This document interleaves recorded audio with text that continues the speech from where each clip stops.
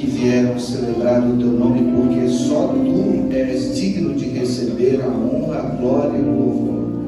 Não há anjos, não há homens, não há criaturas, nem no céu, nem na terra, nem debaixo da terra, que seja digno de receber honra, glória e louvor, a não ser o nome do Senhor Jesus Cristo.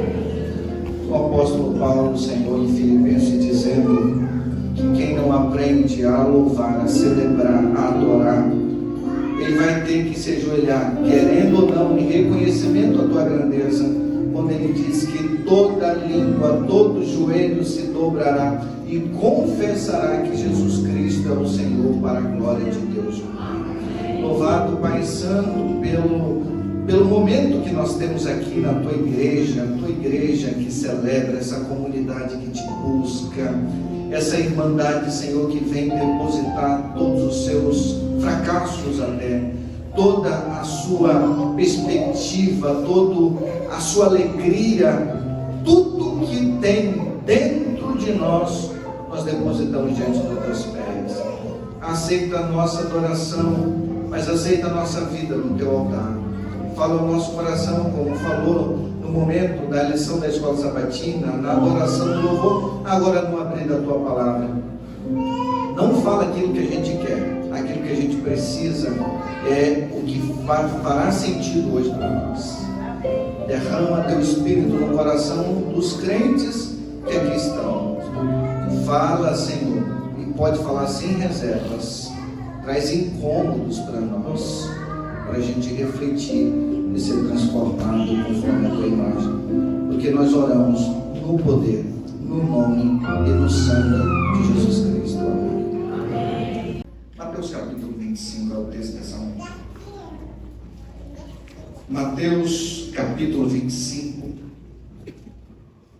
Eu quero pedir a você aquilo que o nosso tesoureiro aqui, o Anderson, falou aqui.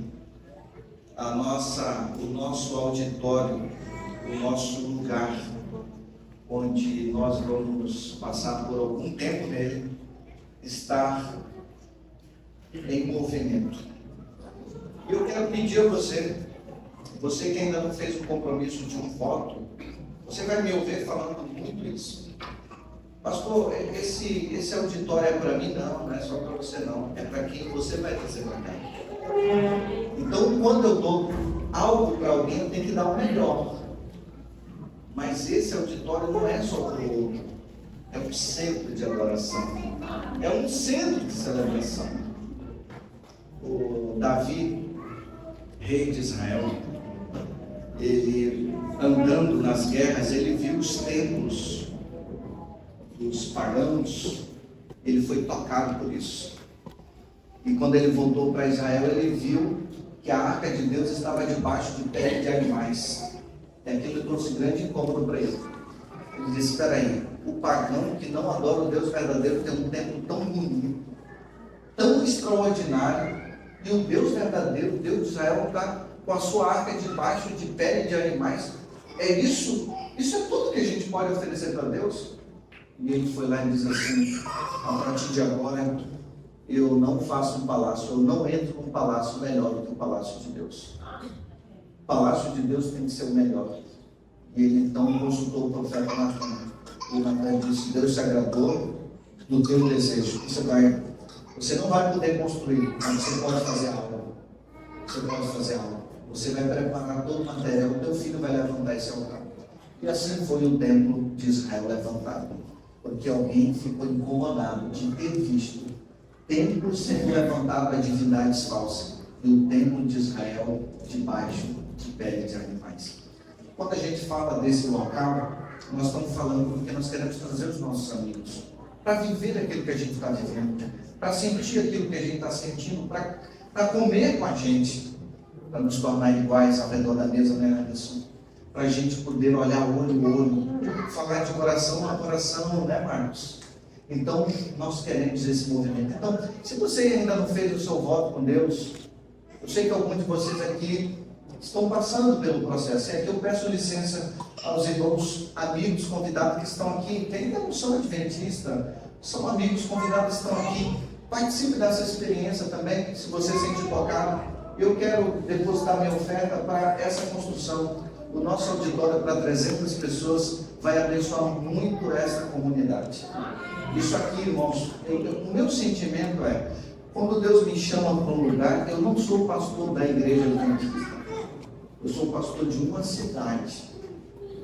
Pode me chamar lá o pedreiro para fazer tudo que eu for. Pode me chamar o diretor do posto de saúde que eu vou. Eu sou pastor da cidade. Eu sou pastor da cidade. Pode me chamar a qualquer lugar. Pastor, o senhor vai até lá na minha empresa, eu vou. Me chama que eu vou. Eu sou pastor dessa cidade. Deus entregou Recife em nossas mãos, especialmente essa região da Boa Viagem. Então nós temos um compromisso espiritual por essas pessoas. Nós devemos orar, gemer e chorar por essas pessoas todos os dias. A gente não pode andar aí na cidade achando que isso aí não tem nada a ver com a gente. Deus entregou essa cidade em nossas mãos. Amém? Mateus capítulo 25, eu leio a partir do verso 1 até o verso 13. A história é muito conhecida e eu quero trazer alguns aspectos para a nossa vida, para o nosso estabelecimento. Diz assim, para a nossa vida espiritual, diz assim: Jesus contando: então o reino do céu será semelhante a 10 virgens, que tomando as suas lâmpadas, saíram a encontrar-se com o noivo. 5 dentre elas eram nécias, 5 prudentes. As nécias, ao tomarem as suas lâmpadas, segredo do sucesso, não levaram consigo azeite. Isso aqui é o fracasso. Próximo verso. No entanto, verso 4, as prudentes, além das lâmpadas, o que foi que elas fizeram? E o título da mensagem dessa manhã se baseia nesse verso 4. Levaram azeite nas vasilhas, e tardando o noivo, foram tomadas de sono e adormeceram. Mas à meia-noite ouviu-se um grito: eis o noivo, saiu ao encontro. Então se levantaram todas aquelas virgens e prepararam as suas lâmpadas. E as nécias disseram às prudentes, verso 8: dai-nos do vosso azeite, porque as nossas lâmpadas estão se apagando. Mas as prudentes responderam: não, para que não nos falte a nós e a vós outras, e diante aos que vendem e o comprarem. E saindo elas para comprar, chegou o noivo, e as que estavam apercebidas entraram com ele para as bodas, e fechou-se a porta. Mais tarde chegaram as virgens nécias, clamando: Senhor, Senhor, abre-nos a porta. Essa expressão trazida do lado da arca de Noé. Mas ele respondeu: em verdade vos digo que não vos conheço. E agora Jesus então resume, aplica essa parábola das 10 virgens no verso 13, dizendo para você e para mim: vigiai-os, porque não sabeis nem o dia e nem a hora. Jesus era um dia tarde. Jesus estava olhando no Monte das Oliveiras, olhando o templo. O sol está se pondo, as sombras vêm envolvendo o planeta Terra, especialmente a região onde Jesus estava com os seus discípulos. A sombra vem tomando conta. De repente eles olham e percebem uma casa em festejo. Lamparinas estão acesas por todas elas. Eles percebem que pelas brechas da casa há uma luz muito forte. E então eles preparam um momento ideal para o noivo sair para ir buscar a sua noiva. E é nesse ponto então, nesse movimento, diz Ellen White no livro, a escritora norte-americana Ellen White, no livro Parábola de Jesus, a partir do capítulo 29, ela diz então que Jesus olhou esse movimento e ele aplica esse movimento do casamento à sua volta. A volta de Jesus é o tema mais importante, é o clímax da história. A volta de Jesus é o que move, é o que movimenta a igreja.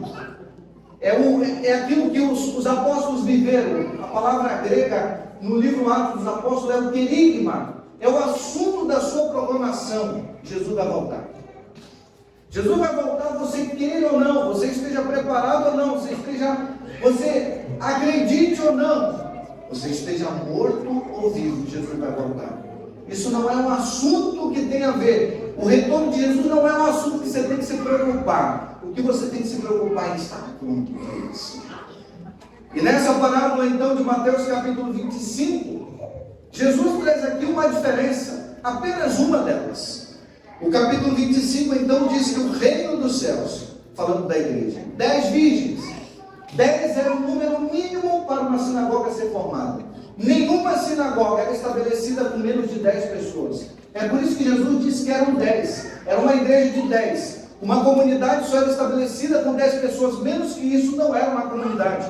Então Jesus diz: o reino dos céus será semelhante a uma igreja, a uma comunidade de 10 pessoas que tomando as suas lâmpadas. As lâmpadas nós podemos ver no livro de Salmos, na Bíblia, que a lâmpada é a palavra. Jesus disse que nós deveríamos, ele orou pedindo aos seus discípulos: santifica-os na verdade, porque é a tua palavra. Salmo 119, 105, ele diz: lâmpada para os meus pés é o quê? É a tua palavra. A palavra aqui é simbolizada nas Escrituras, a palavra de Deus. Os profetas escreveram, é isso que você tem na mão, mais do que ter na mão é ter no coração. Jesus está falando aqui que as lâmpadas representam a Bíblia, a palavra de Deus, nesse mundo espírito. Ele diz também que havia um elemento nessas lâmpadas. Você já deve ter visto no interior, em algum momento da sua vida, como as pessoas carregavam as lamparinas. As pessoas convidadas que iam para o casamento, era uma procissão, como uma procissão, eles saíam da casa do noivo, e então o noivo saía com uma comitiva, alguém ia na frente, anunciando que o noivo estava vindo. Um vigilante ficava observando qual era o momento onde o noivo dizia: está pronto. E as pessoas então tinham um cabo grande, geralmente de madeira, onde eles colocavam a sua lamparina, e eles iam segurando esse cabo com a luz na ponta, a lamparina na ponta, onde ia iluminando o seu caminho por onde os convidados passavam. E o noivo vinha num grande cortejo, sendo saudado por todos os seus vizinhos e vizinhas e amigos, nesse cortejo que iria dar em direção à casa da noiva, onde ia ter um encontro, a núpcia. Meus caros amigos e irmãos, é exatamente isso que vai acontecer. Em Mateus capítulo 25 fala da noiva. Quem são as noivas? Ou aqui diz as virgens, perdão. Quem são as virgens na parábola? As virgens são os convidados. Quem é a noiva? A noiva é a esposa de Cristo. E quem é ela, pastor? É a Nova Jerusalém. A Nova Jerusalém é a noiva de Cristo. Nós somos os convidados. Embora que em alguns textos a Bíblia mencione que nós somos a noiva de Cristo. Paulo trabalha isso no livro de Efésios. Nós somos a noiva. Mas nesse texto aqui nós somos os grandes convidados de Cristo para fazer parte desse grande casamento, onde Cristo possuirá a Nova Jerusalém junto com todos os convidados que somos nós. O verso 3 diz que 5 delas eram nécias. Nós encontramos aqui então pouca diferença entre uma e outra. As 5 nécias, as 5 prudentes eram virgens, sim ou não? Sim. E o que representa essa virgindade? Era a pureza da palavra. Elas tinham doutrina pura. Então, as 5 prudentes eram virgens, mas as nécias também. Diz que todas elas estavam aguardando o noivo. As prudentes aguardavam o noivo, mas as nécias também. Nós encontramos que as 5 prudentes dormiram. E o problema aqui não está no sono, porque as prudentes também dormiram. Todas elas estavam com a expectativa. As 5 nécias, as prudentes também. As nécias, por sua vez, aqui está a grande diferença. Só existe uma diferença nessa parábola. É o preparo para a crise. Ellen White diz que quando Deus contou, Jesus Cristo contou a parábola, Jesus estava prevendo uma crise na sua igreja nos últimos dias. E mais do que nunca, amados amigos e irmãos, mais que nunca, essa parábola, ela diz que vai se cumprir literalmente conforme está escrita, ou está escrito. Literalmente, passo a passo, linha por linha, será cumprida na vida da igreja. No capítulo 24, Jesus, ele chama a atenção das pessoas, dos discípulos, falando que antes da volta dele haverá três acontecimentos no mundo: um acontecimento na sociedade, um acontecimento na natureza e um acontecimento no mundo religioso. Jesus fala de 3 grandes grupos de acontecimentos: sociedade, mundo religioso e na natureza. Mas no capítulo 25, Jesus deixa de falar dos acontecimentos fora e começa a falar de dentro. Jesus está falando agora à sua igreja preciosa. Jesus está falando do seu povo. Jesus está falando a você e a mim. E o triste, irmãos, é que embora tantas exortações de Cristo, embora tantas parábolas e ensinamentos, muitos não entendem que isso tem a ver com você.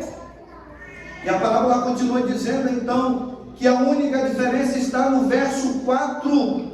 No entanto, as prudentes, além das lâmpadas, elas levaram azeite em reserva. Nós somos, como igreja, o resultado da união da lâmpada com azeite. Se você é cristão, você é resultado da união entre lâmpada e azeite. Você é produto. Você é produto da palavra com a ação do Espírito. Palavra sem o Espírito não tem poder, não tem vida. Você prega, você pode recitar a Bíblia, mas ela não vai ter poder. Vocês conhecem, nós estamos falando para as criancinhas dos pioneiros, a história dos adventistas. Nós conhecemos o maior intelectual que a igreja teve, J.M. Ennis. Um dia perguntaram para J.M. Ennis se ele sabia que havia um rumor na igreja que ele sabia a Bíblia decorada. E alguém perguntou para ele: Pastor Ennis, é verdade que você sabe a Bíblia de cor? Ele disse: a Bíblia toda, um versículo, um capítulo, outro, talvez eu não sei de cor, mas no Novo Testamento eu sou capaz de dizer palavra por palavra. O homem mais intelectual que a igreja teve. Mas não adianta só ter a Bíblia na cabeça.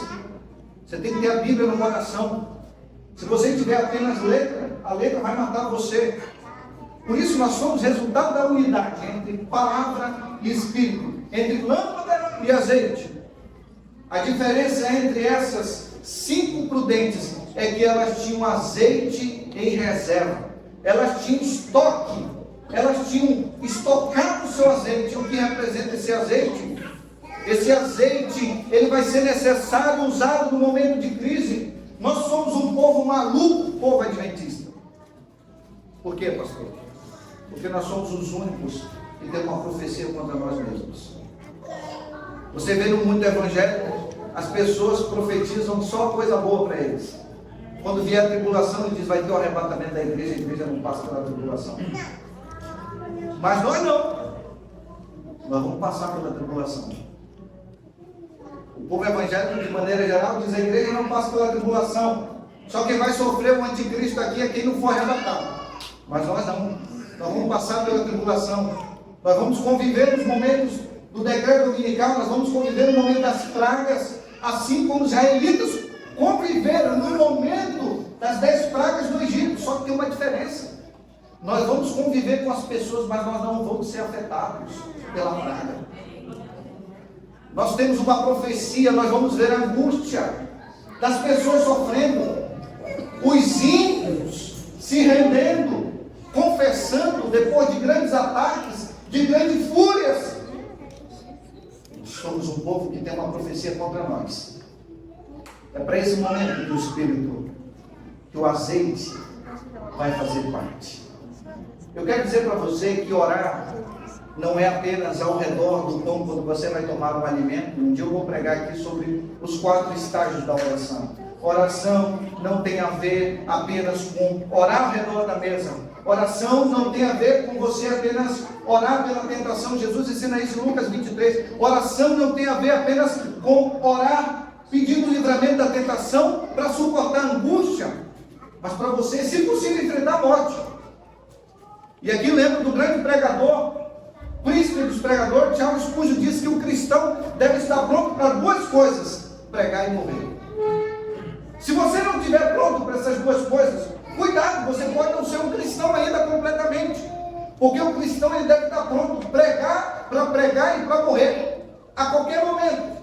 Se alguém chama você, esteja pronto para pregar, mas também esteja pronto para morrer, dizia ele. Nós estamos vivendo um momento da história desse mundo onde ainda há tempo de você ter azeite em reservas, meu amigo.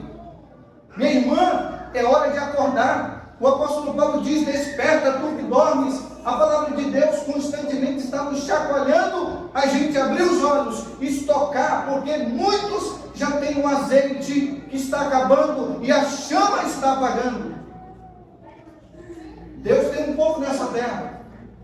Deus está chamando o povo para iluminar. Apocalipse capítulo 18 diz que desceu um anjo com o poder que toda a terra foi iluminada pela sua glória. Esse anjo é aquele mesmo anjo que aparece. É o anjo que vem e estremece tudo. Ele vem com aquela palavra. Ele vem com aquelas 3 mensagens de Apocalipse capítulo 14, enchendo a terra com toda a sua glória. Esse movimento, meus amados irmãos, nós olhamos para as virgens. E qual é o problema das virgens nessas? As virgens nessas, algumas traduções de vocês vão dizer o quê? Verso 3: 5 dentre elas eram nessas. Como é que traduz na sua Bíblia o verso 3?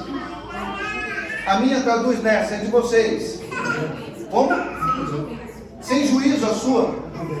Como? Imprudente. Tem outra versão? Como? Inconsequente. Tem outra versão que ela chama outra versão? Loucas. Algumas versões dizem traz louco. Eu gosto desse conceito, porque se você perguntar para um psiquiatra, um psicólogo, ele vai te dizer o que é louco. Vai pegar lá o DSM-5, lá, que é o mais atualizado, ele vai te definir o que é louco. Mas o que é louco na Bíblia? Quem é o louco na Bíblia? Salmo capítulo 14, verso 1, começa a definir o que é o louco. Diz lá: diz o louco no seu coração, Deus não existe. Jó capítulo 2, verso 9 e verso 10 diz o que é louco. Quando havia perdido toda a sua riqueza, quando tinha perdido seus filhos, quando havia perdido a sua saúde, a mulher de Jó, que muitos aí podem condená-la, mas ela está em silêncio. E um dia eu vou fazer uma série aqui sobre os 3 problemas da humanidade, a mesma tentação, as 3 teses que o diabo fez. O diabo, ele continua, para Jó, ele continua fazendo. Ele diz assim: ninguém serve a Deus mais do que a sua riqueza, ninguém ama mais a Deus do que a sua riqueza, ninguém ama mais a Deus do que a sua família, e ninguém ama mais a Deus do que a sua saúde. São as 3 teses que o diabo coloca no livro de Jó, capítulo 2, verso 9. Depois que ela passou por tudo isso, com o esposo ao lado, essa mulher aparece agora e abre a sua boca. Vê o seu esposo, já havia perdido toda a sua riqueza, os seus 10 filhos, agora ela vê um homem sendo decomposto. Não havia mais carne, não havia mais nada no seu corpo que ela pudesse olhar e ver um lugar no seu corpo com a carne ainda em perfeito estado. E ela diz, com pena do seu esposo, ela diz: amaldiçoa o teu Deus e morre, porque ela sabia que na cultura judaica, alguém que dizia que amaldiçoava a Deus, ele era punido com a morte. Então ela diz: amaldiçoa o teu Deus e ele vai te matar. É melhor morrer do que sofrer. Essa é a opinião das pessoas, essa é a opinião da esposa de Jó. E ele diz para ela o que no verso 10? Você fala como uma louca. Sabe qual é a definição de louca? A definição de louca na Bíblia é aquele que vive como se Deus não existisse.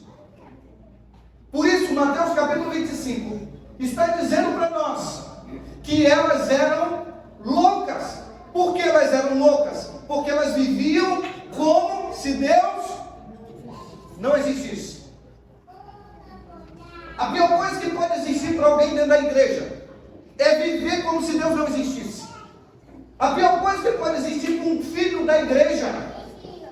Um filho da igreja é viver como se Deus não existisse. E como é, pastor, que eu vivo na prática como se Deus não existisse? Quando eu vivo apenas com a minha lâmpada, sem azeite e reservas.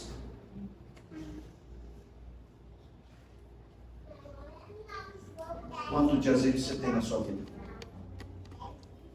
Hein? Você tem ainda azeite na sua lamparina? Está queimando? Eu vejo quando alguns cantam aqui. Eu, pelo menos, acho o louvor extraordinário. O louvor confunde o diabo. Por que ele confunde o diabo, pastor?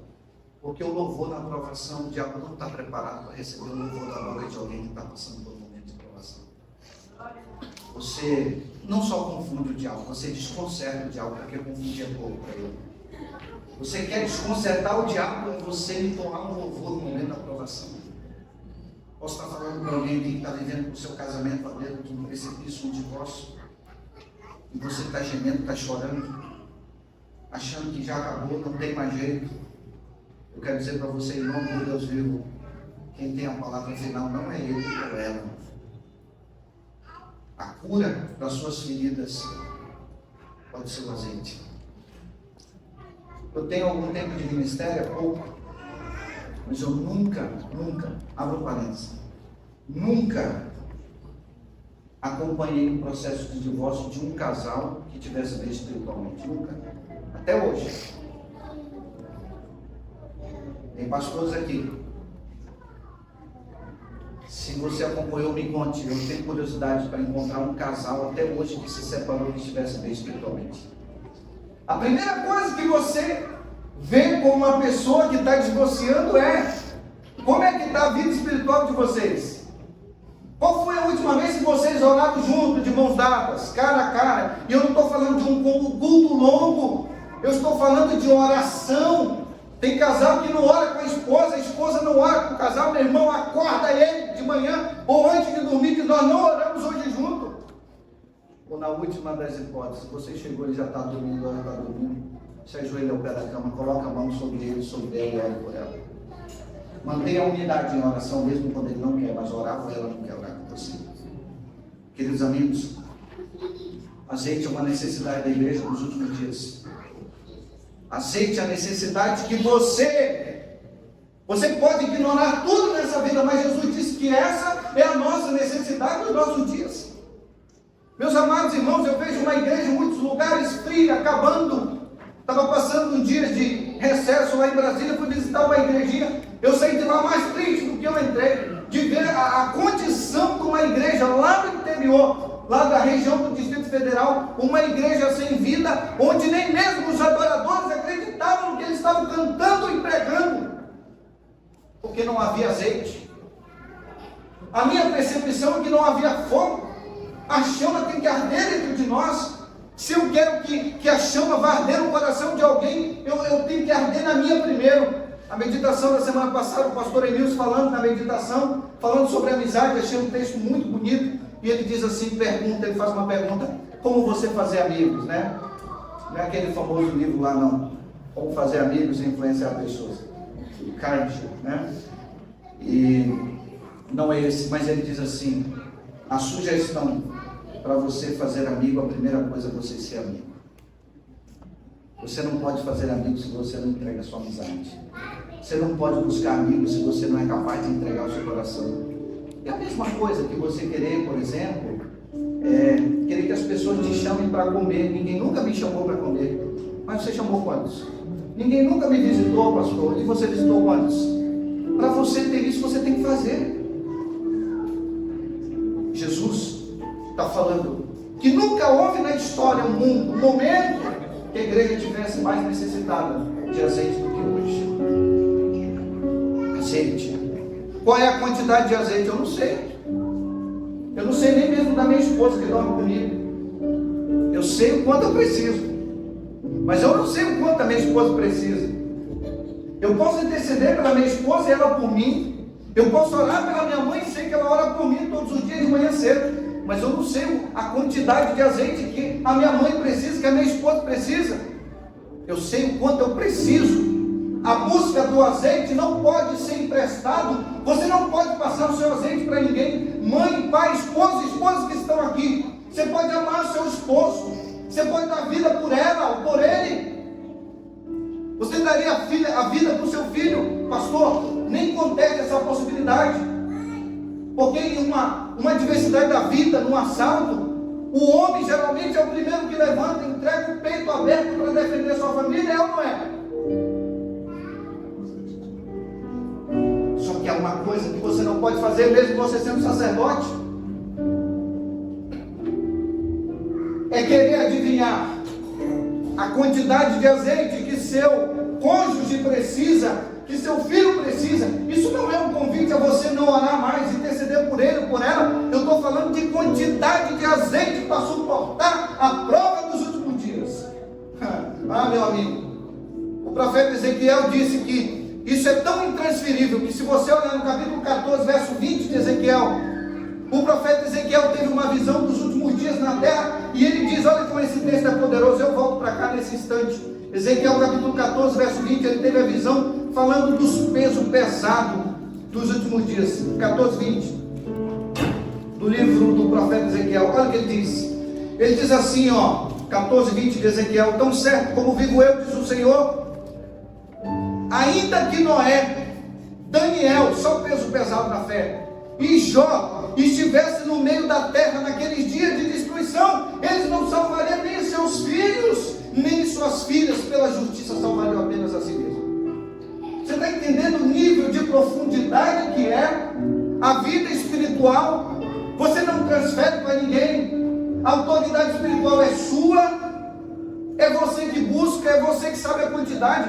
A botija Deus dá para cada um conforme as aflições que tem. É aí que está. É aí que está. Azeite é uma coisa que você não compra para ninguém, porque Jesus dá de graça para você. Quando o Davi foi enfrentar o Golias, o Saul quis ser simpático com ele e entregou a sua armadura para ele. Sabe o que ele falou? Ele disse: eu não posso usar a tua armadura. Ele disse: por quê? Porque ela não cabe em mim, ela é grande demais. Essa armadura você usa, a minha eu já tenho. Ele disse: qual é a tua armadura? Ele disse: eu luto em nome do Senhor. Você luta com espada, com escudo, com couraça, com capacete, mas a minha armadura eu já busquei, eu já tenho ela. Ó rei, fica com ela. E naquele ato, quando ele entregou a armadura para o Davi, ele estava entregando simbolicamente o seu reinado para o seu sucessor. Quem era para lutar com o gigante? Era o Saul. Mas ele disse: quem é o menino que vai se levantar aí? Ele entregou o seu reinado naquele dia, quando ele transferiu. Vida espiritual, autoridade espiritual não se transfere. Muitas coisas nesse texto rico, e eu preciso fechar. Capítulo 25, então, diz que tardando o noivo, foram tomadas de sono e adormeceram. Tardando o noivo, Jesus previu uma sacudidura. Jesus previu uma crise na sua igreja. E Ellen White diz nesse livro lá, Parábola de Jesus, ela diz assim: a crise não serve para formar o caráter de ninguém. A crise é para revelar o caráter. Você quer conhecer uma pessoa de verdade? Você conhece na crise. Na abundância você não conhece ninguém.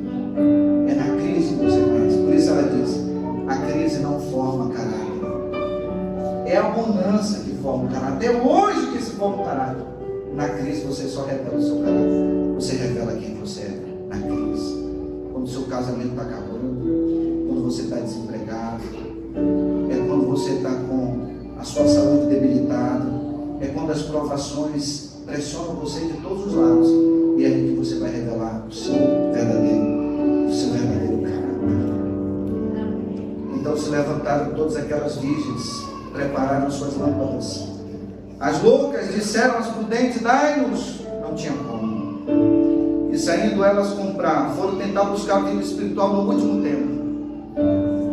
O profeta Amós diz que muitos virão com fome de pão, não fome de pão e sede de água, mas fome e sede de ouvir a palavra de Deus. Eles não vão encontrar, eles vão andar de mar a mar, diz o profeta.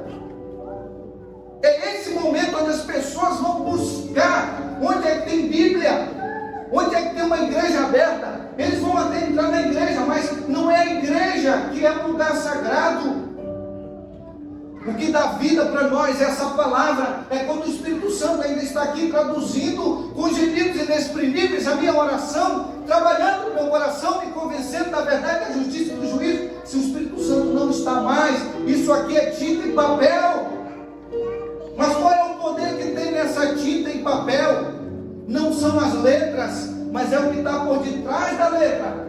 Quem inspirou esse livro, ele tem poder para transformar a sua vida e te colocar em um estado de filiação de vida. É Ele. É Ele que vai encher você. Não adianta só você ser alguém que olha para o seu passado, vê sua história, olha no telão da sua vida no passado e descobre que você era um adúltero, agora você não é mais. Você era um mentiroso, agora você é um homem de confiança. Que no passado você era uma pessoa que vivia no alcoolismo, mas agora você vive em plena condição de vida. Não precisa, não é só isso. Vida cristã não é apenas você olhar o passado e ver que há perdão para você. Isso não é suficiente para a salvação. Você tem que encher a sua botija. A botija da sua vida precisa ser cheia do Espírito. A sua botija, a botija da sua vida.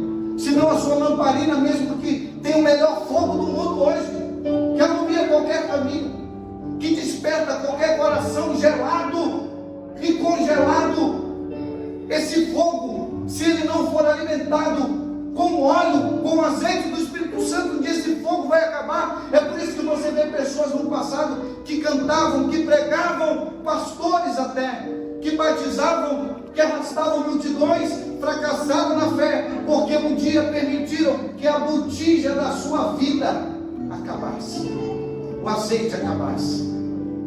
E amigos, você não pode ser como Sansão, que estava tão acostumado, o Espírito Santo usando, que quando o Espírito Santo saiu dele, ele achou que o Espírito ainda estava lá. E quando ele acordou, que tentou lutar com os filhos de Deus, ele descobriu que o Espírito havia se retirado dele.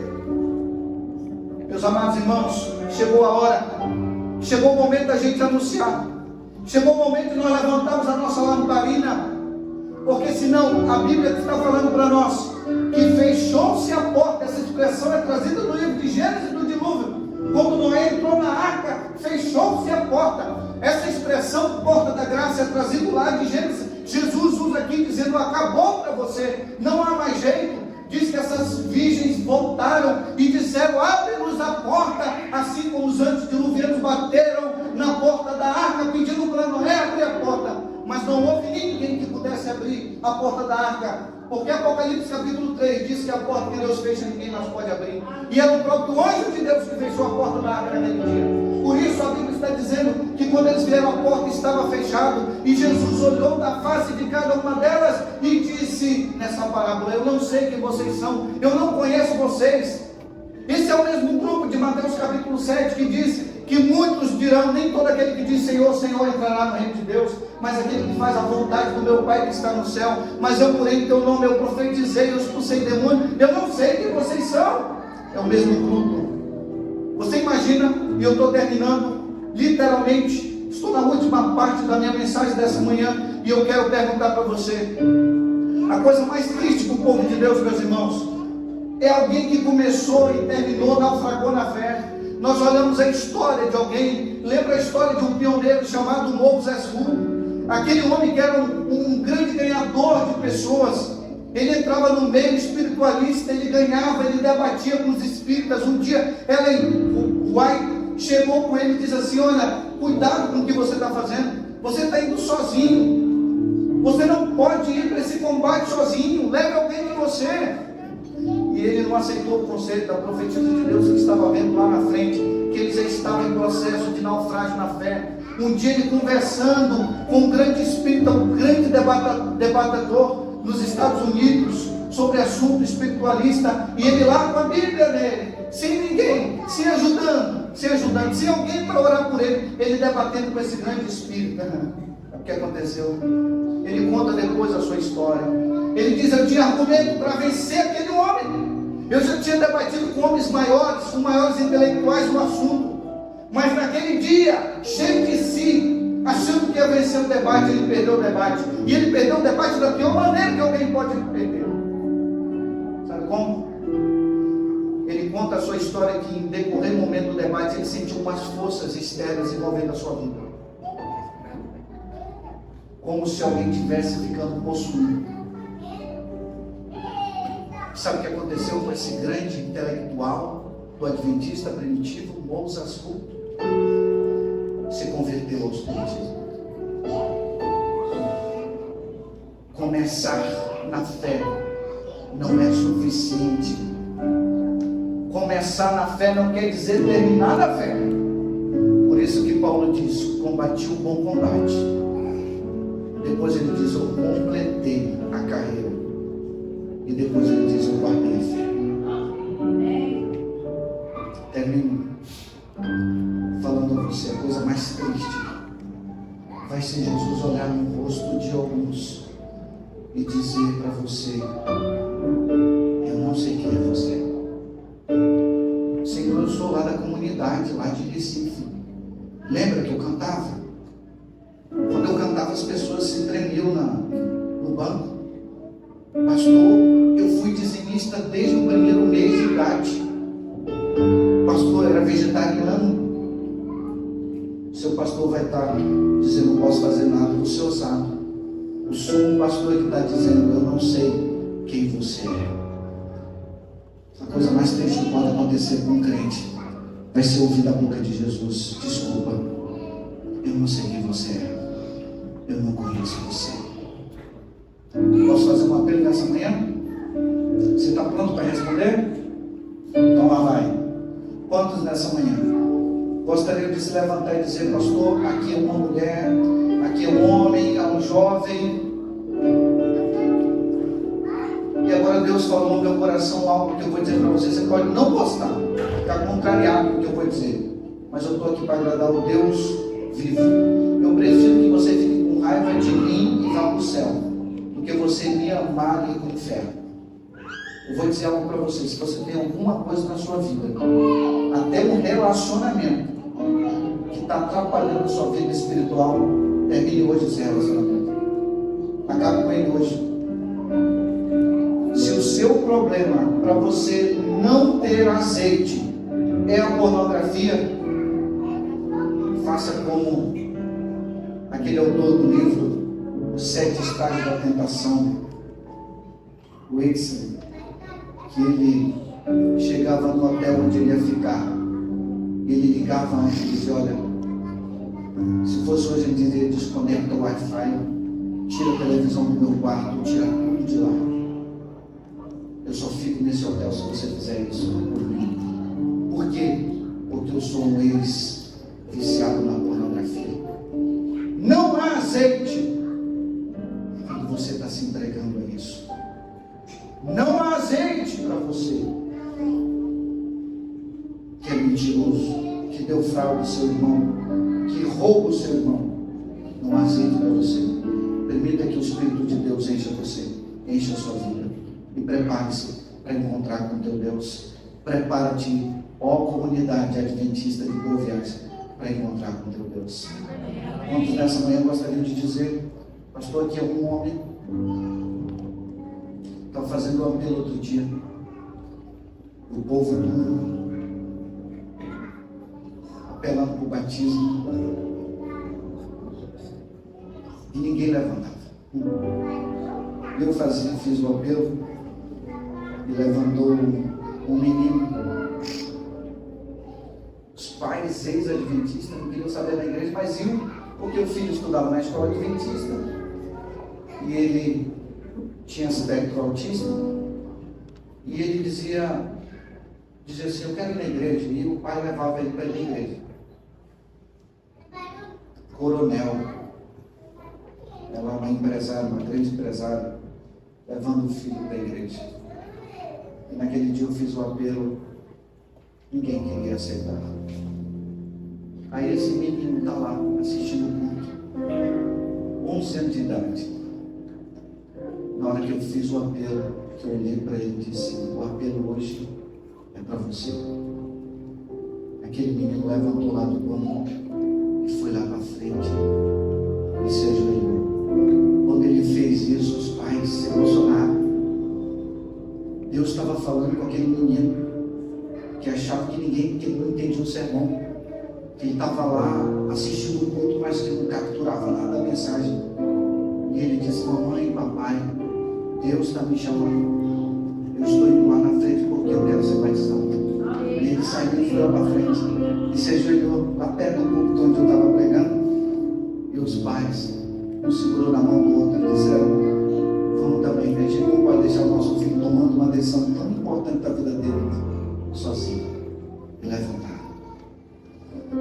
Talvez ninguém aqui, não conheço, esteja aqui hoje para tomar uma decisão ao lado de Jesus, e seria bom se você fizesse isso hoje, agora. Mas o meu apelo hoje é para a minha igreja. É hora de você se levantar, colocar a sua vida à disposição de Deus, para que Ele encha a sua vida do azeite da presença do Espírito Santo. Eu só quero não quero muita gente. Eu só quero que entendeu o que eu estou pregando hoje. Quem quer ser cheio do Espírito? Só um ou só uma? Dizer, pastor, essa pessoa sou eu. Deus está falando comigo. Sou eu que preciso. Aí se for com você, o que você faz? Eu vou entender que você aceitou essa proposta, o desafio. Quando você se colocar em pé, eu vou entender que você só quer um. Só quer um. É para você.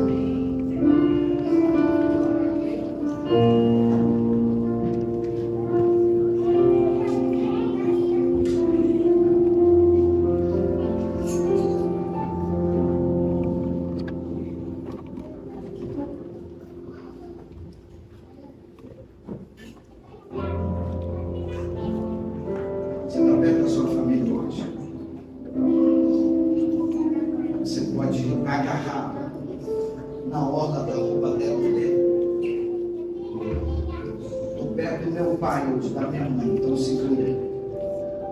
Estou com meu bebezinho aqui no colo, então aperta esse bebê. Deus tem azeite, não é só para você, Ele tem para a sua família. Então você apresenta ao Senhor quem você gostaria que recebesse o azeite além de você. As pessoas vão olhar para você amanhã e dizer, o que aconteceu contigo? Diz, foi o impacto da palavra. Deus falou no meu coração, aqui em casa agora a gente mudou de vida, nossas prioridades agora são outras. Nós fomos para a igreja pensando que segunda-feira nós vamos olhar um carro novo, pastor. Mas depois de sábado da pregação, nossas prioridades mudaram e agora nós estamos pensando agora no reino. Continuamos pensando num carro novo, mas a prioridade é o reino. A prioridade é o culto. É a assinatura da minha lição da escola sabatina. Eu quero já pensar no ano que vem, porque eu quero uma cesta espiritual gorda dentro da minha casa. Vou orar por você agora. E Deus me fala no meu coração, sinto Deus falando no meu coração que tem assim uma pessoa aqui de uma maneira especial que Deus está mandando um recado para ela, sabe? Tem alguém aqui nessa manhã, gente, que está passando por um sofrimento tão extraordinário, tão grande, que se ela começar a falar sobre o sofrimento, ela vai começar a chorar, tão profundo que é. O Espírito de Deus, ao entrar na sua vida, Ele pode sarar essa grande dor que está dentro do seu coração. Permita, abra seu coração nessa manhã. Deixa Ele encher você. Ele vai mudar a sua história. Deus vai permitir que a página da sua vida seja virada e Ele vai construir um novo capítulo da sua vida contigo. Feche seus olhos. Ore comigo. Deus e Pai, existe poder na pessoa e no nome de Jesus Cristo.